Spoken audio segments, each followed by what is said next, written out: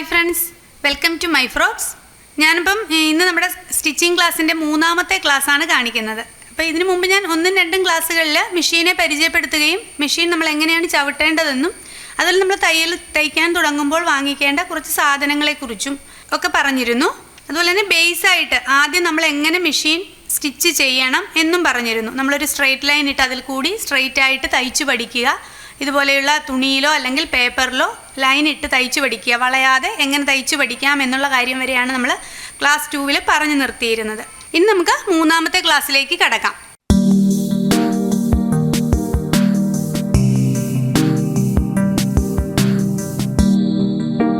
അപ്പം നിങ്ങൾ ആദ്യമായിട്ട് ഇതുപോലെ ഒരു ക്ലോത്ത് എടുക്കുക, ഒരു സ്ക്വയർ പീസ് വെള്ള ക്ലോത്ത് എടുക്കുന്നതായിരിക്കും നല്ലത്, അല്ലെങ്കിൽ നിങ്ങളുടെ കയ്യിലുള്ള ഏതെങ്കിലും കളറിലുള്ള ക്ലോത്ത് എടുക്കുക. അതുപോലെ തന്നെ കത്രിക, നമുക്ക് കത്രിക കൊണ്ടാണ് ഇത് കട്ട് ചെയ്തെടുക്കേണ്ടത്.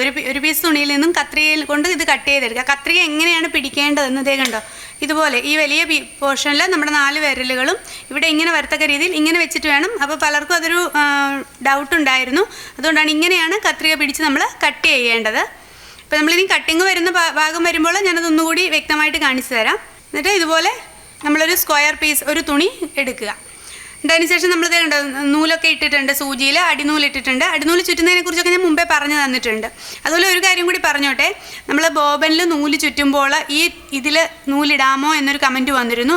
ഒരിക്കലും അങ്ങനെ ചെയ്യരുത്. ബോബനിൽ നമ്മൾ ഇവിടെ വെച്ച് ഈ മെഷീനിൽ വെച്ച് നൂല് ചുറ്റിക്കൊണ്ടിരിക്കുമ്പോൾ ഇതിൽ നിന്നും, അതായത് നമ്മുടെ ഈ നീഡിലിൽ നിന്നും ഈ നൂല് മാറ്റി വെക്കുകയും വേണം. അതുപോലെ തന്നെ ഒരു പീസ് തുണി ഇവിടെ ഇങ്ങനെ വെച്ചിരിക്കുകയും വേണം. കാര്യം നമ്മളിത് ചവിട്ടുമ്പോൾ നീഡിലിങ്ങനെ താഴേക്കും മുകളിലേക്കും വരുമ്പോൾ ഇതിൻ്റെ ഷാർപ്നെസ് പോകും. അതുകൊണ്ട് എപ്പോഴും നമ്മൾ ഒരു പീസ് തുണി ഇങ്ങനെ ഇവിടെ വെച്ചിട്ട് മാത്രമേ ബോബനിൽ നൂല് ചുറ്റാൻ പാടുള്ളൂ. നമ്മൾ ആദ്യമായിട്ട് നമ്മൾ തയ്ക്കുന്നവർ ഇതേ കണ്ടോ, ഇതുപോലെ ഒന്ന് ഫോൾഡ് ചെയ്യുക. ഒരു 4 ഇഞ്ച് വീതിയിൽ ഇങ്ങനെ ഒന്ന് ഫോൾഡ് ചെയ്ത് ഇതിൻ്റെ എഡ്ജിൽ കൂടി തയ്ച്ചു പഠിക്കുക. അപ്പോൾ നമ്മൾ ക്ലാസ്സിലൊക്കെ പോവുകയാണെങ്കിൽ അവരത് വക്കടിച്ച് പഠിക്കുക എന്നാണ് പറയുന്നത്. കണ്ടോ, ഇതുപോലെ ഇങ്ങനെ ഒന്ന് 4 ഇഞ്ച് വീതിയിൽ ഫോൾഡ് ചെയ്യുക.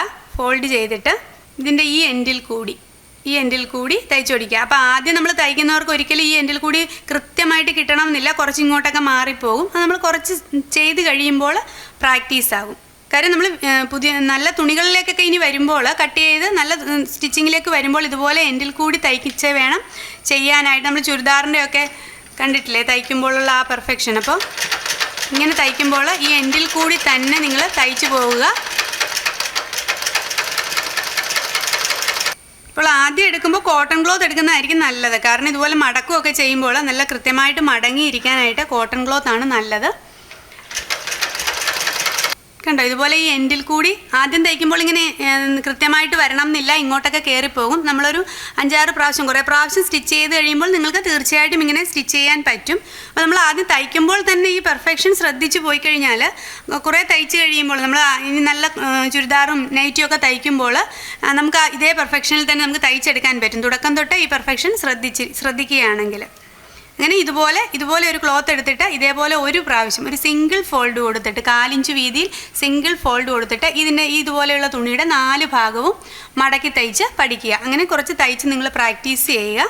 അങ്ങനെ നിങ്ങൾ സിംഗിൾ ഫോൾഡ് ഇട്ട് തയ്ച്ച് പഠിച്ചതിന് ശേഷം നമുക്ക് ഡബിൾ ഫോൾഡിലേക്ക് കിടക്കാം. കണ്ടോ, ഇങ്ങനെ 4 ഇഞ്ച് വീതിയിൽ ആദ്യം ഒന്ന് മടക്കുക, അതിനുശേഷം ഒരു മടക്ക് കൂടി. നമ്മൾ ഒരിക്കലും തുണി സ്റ്റിച്ച് ചെയ്യുമ്പോൾ ഇതുപോലെ വെച്ച് ഒരു സിംഗിൾ ഫോൾഡ് കൊടുത്ത് തയ്ക്കാറില്ല. എപ്പോഴും നമ്മൾ ഈ തയ്യൽ തുമ്പ് അകത്ത് പോകത്തക്ക രീതിയിൽ ഇങ്ങനെയാണ് എല്ലാ തുണികളും നമ്മൾ തയ്ക്കുന്നത്. അപ്പം രണ്ടാമത് ഇതുപോലെ തയ്ച്ച് പഠിക്കുക. ആദ്യം ഒന്ന് മടക്കുക, ശേഷം ഒന്നുകൂടി ഇങ്ങനെയും കൂടി മടക്കിയതിന് ശേഷം ഇതേപോലെ തന്നെ ഈ എഡ്ജിൽ കൂടി തയ്ച്ച് പഠിക്കുക. കഴിവതും കുറേ പ്രാവശ്യം ചെയ്ത് കഴിയുമ്പോൾ നിങ്ങൾക്ക് അങ്ങനെ തന്നെ ചെയ്യാൻ പറ്റും. ആദ്യം പറ്റുകയില്ല, കുറേ കഴിയുമ്പോൾ നിങ്ങൾക്ക് തീർച്ചയായിട്ടും ഇങ്ങനെ ചെയ്യാൻ പറ്റും. കുറേ പ്രാവശ്യം പ്രാക്ടീസ് ചെയ്യുക.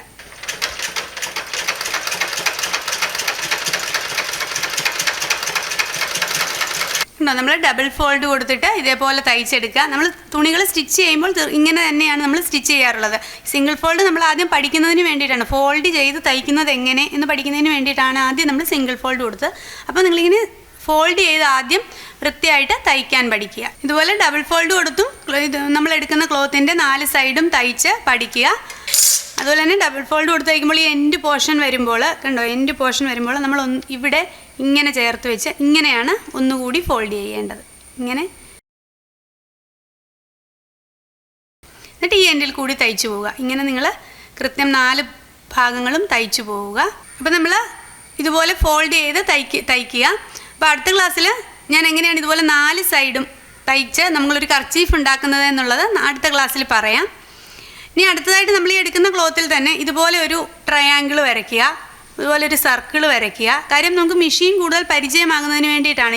ഇതേപോലെയുള്ള കോണുകളൊക്കെ വന്നാൽ നമുക്ക് എങ്ങനെ തയ്ക്കാം, അതുപോലെ തന്നെ റൗണ്ടായിട്ട് എന്നാൽ നമ്മൾ തുണി കട്ട് ചെയ്യുമ്പോഴൊക്കെ കഴുത്തൊക്കെ കൃത്യമായിട്ട് പെറ്റിക്കോട്ടിൻ്റെയൊക്കെ കഴുത്തൊക്കെ തയ്ച്ച് പഠിക്കുന്നതിന് വേണ്ടിയിട്ടാണ്. പലപ്പോഴും കമൻറ്റ് വരാറുണ്ട്, കഴുത്ത് തയ്ക്കുമ്പോൾ ശരിയാകുന്നില്ല, കഴുത്ത് അങ്ങനെ കൃത്യം റൗണ്ടായിട്ട് കിട്ടുന്നില്ല എന്നൊക്കെ. അപ്പോൾ നമ്മൾ ആദ്യം തന്നെ ഇതുപോലെ റൗണ്ടായിട്ടും അതുപോലെ ഇനിയും അടുത്തത് തുണി കട്ട് ചെയ്ത് തന്നെ നമ്മൾ ഫോൾഡ് ചെയ്ത് തയ്ച്ച് പഠിക്കുകയാണ് ചെയ്യേണ്ടത്. ആദ്യം നമ്മൾ ഈ ട്രയാങ്കിളിൽ കൂടി നമുക്കൊന്ന് തയ്ച്ച് നോക്കാം. നിങ്ങൾ കുറേ പ്രാവശ്യം ചെയ്യണം, എന്നാലേ നമുക്കിത് കൃത്യമായിട്ട് കിട്ടുകയുള്ളൂ. മെഷീനിൽ കൃത്യമായിട്ട് ചവിട്ടാനും പരിചയമാകാനും ഒക്കെ വേണ്ടിയിട്ടാണിത്. അതുപോലെ തന്നെ നിങ്ങൾ ആദ്യമായിട്ട് തയ്ച്ച് പഠിക്കുമ്പോൾ ഈ സ്റ്റിച്ചിങ് സ്പേസ് കുറച്ച് കൂട്ടിയിട്ടുള്ളൂ, അപ്പോൾ കുഴപ്പമില്ല. സ്റ്റിച്ചിങ് സ്പേസ് നമ്മൾ കാര്യം ഇത് പഠിക്കുകയല്ലേ, അല്ലാണ്ട് ഒരു തുണി സ്റ്റിച്ച് ചെയ്യുകയൊന്നും അല്ലല്ലോ. അതുകൊണ്ട് സ്റ്റിച്ചിങ് സ്പേസ് അല്പം കൂട്ടിയിട്ട് തയ്ച്ചാലും കുഴപ്പമില്ല, നമുക്ക് തയ്ക്കാൻ എളുപ്പം ഉണ്ടാവും. അതുകൊണ്ടാണ് ഒരു ട്രയാങ്കിളിൻ്റെ ഷേപ്പ് ഇങ്ങനെ വരച്ചിട്ട് അതിൽ കൂടി നമ്മൾ സ്റ്റിച്ച് ചെയ്യുക.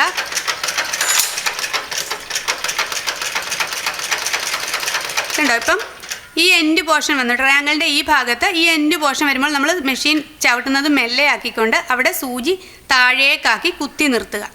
കണ്ടോ, എന്നിട്ട് കാര്യം നമ്മൾ ഇനി നമുക്ക് ഇങ്ങോട്ടേക്കാണ് അടിച്ചു പോകേണ്ടത്. അപ്പോൾ അത് മെഷീൻ എങ്ങനെ നമുക്ക് സ്മൂത്തായിട്ട് ചെയ്യാം എന്നുള്ളതാണ് ഈ കാണിക്കുന്നത്. ഇനി നമ്മൾ ഈ ഫുട്ട് പൊക്കുക, ഫുട്ട് ലിഫ്റ്റ് ചെയ്യുക. സൂചി താഴെ തന്നെ ആയിരിക്കണം, കാരണം സൂചി മുകളിലേക്ക് ഉയർന്നു കഴിഞ്ഞാൽ ഈ തുണി മാറിപ്പോകും. അങ്ങനെ തുണി മാറരുത്. അപ്പോൾ സൂചി തുണിയിൽ കൂടി കടന്ന് താഴെ ഉള്ളിൽ തന്നെ ആയിരിക്കണം. എന്നിട്ട് നമ്മൾ തുണി മെല്ലെ ഇങ്ങോട്ടേക്ക് മാറ്റുക. പക്ഷേ നിങ്ങളൊരു ക്ലാസ്സിൽ ചെന്നാൽ ഇത്രയും വിശദമായിട്ട് എനിക്ക് തോന്നുന്നില്ല. ഞാനൊന്നും പഠിക്കാൻ പോയപ്പോൾ അങ്ങനെ അവർ പറഞ്ഞു തരില്ല. കാരണം നമ്മൾ തയ്ക്കുക, ആദ്യം ഒരു കട്ട് ചെയ്ത് തരും, പിന്നെ തയ്ക്കുക, നമ്മളത് തയ്ച്ച് പോവുക എന്നൊക്കെയാണ് അവർ പറയുന്നത്. അപ്പോൾ ഇങ്ങനെയാണെങ്കിൽ നമുക്ക് കുറച്ചും കൂടി എളുപ്പമുണ്ട്. എനിക്ക് ബുദ്ധിമുട്ടുകൾ വന്നിട്ടുണ്ട്, അതുകൊണ്ടാണ് ഞാൻ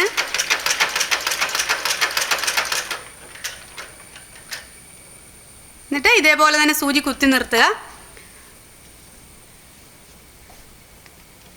അപ്പോൾ ആദ്യമായിട്ട് തയ്യൽ പഠിക്കുന്നവർക്ക് സൂചി ഉള്ളിലാക്കി കുത്തി നിർത്തിയിട്ട് ഫുട്ട് ലിഫ്റ്റ് ചെയ്യുക എന്നൊക്കെ പറയുമ്പോൾ എന്താണ്, ഞാൻ ആദ്യം ക്ലാസ്സിന് പോയപ്പോൾ എനിക്ക് അറിയില്ലായിരുന്നു സൂചി എന്താണ് താഴേക്ക് കുത്തി നിർത്തിയിട്ട് അങ്ങനെ വേണം തയ്ച്ചെടുക്കാൻ എന്നൊക്കെ പറയുമ്പോൾ നമ്മളത് ആദ്യം തന്നെ ഇത് പഠിച്ചു പോയാൽ നമുക്കത് പെട്ടെന്ന് ക്യാച്ച് ചെയ്യാൻ പറ്റും.